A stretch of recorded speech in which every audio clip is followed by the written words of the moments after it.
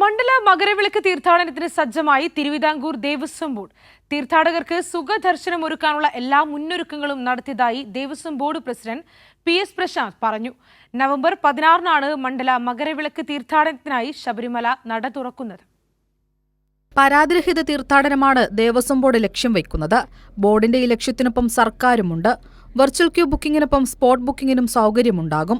തീർത്ഥാടകർക്കായി ഏർപ്പെടുത്തിയ general insurance പദ്ധതി സംസ്ഥാന വ്യാപകമായി നടപ്പാക്കും. നിർഭാഗ്യവശാൽ മരണപ്പെട്ടു പോയാൽ അവരുടെ ആശ്രിതർക്ക് 5 ലക്ഷം രൂപയും, പിന്നെ ആംബുലൻസ് കേരളത്തിനകത്താണെങ്കിൽ എത്തിക്കുവാൻ 30,000 രൂപയും, കേരളത്തിന് പുറത്താണെങ്കിൽ 1 ലക്ഷം രൂപയും. അത് കേവലം 4 ജില്ലകളിൽ മാത്രമേ ഉണ്ടായിരുന്നുള്ളൂ കഴിഞ്ഞ പ്രാവശ്യം.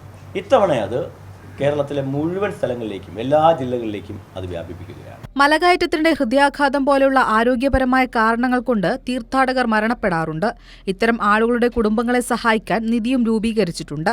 ഇപ്രാവശ്യം മുതൽ അത് ഞങ്ങൾ ആരംഭിക്കുകയാണ്. അതുകൊണ്ട് വെർച്വൽ ക്യൂവിൽ രജിസ്റ്റർ ചെയ്യുമ്പോൾ 5 രൂപ നിർബന്ധമല്ലാതെ ഞങ്ങളത് സ്വീകരിക്കുകയാണ്. ആ നിധിയിലേക്ക് ഞങ്ങളത് മാറ്റുകയാണ്. ആ നിധിയിൽ നിന്നും മരിക്കുന്ന കുടുംബങ്ങളിലെ ആശ്രിതർക്ക് 3 ലക്ഷം രൂപ വീതം, തുടക്കത്തിൽ ഒരു 3 ലക്ഷം രൂപ വീതം കൊടുക്കുവാൻ ഞങ്ങൾ തീരുമാനിച്ചിരിക്കുന്നു. മുഖ്യമന്ത്രി പിണറായി വിജയന്റെയും ദേവസ്വം വകുപ്പ് മന്ത്രി VN വാസവന്റെയും നേതൃത്വത്തിൽ അവലോകന യോഗങ്ങൾ സംഘടിപ്പിച്ചു.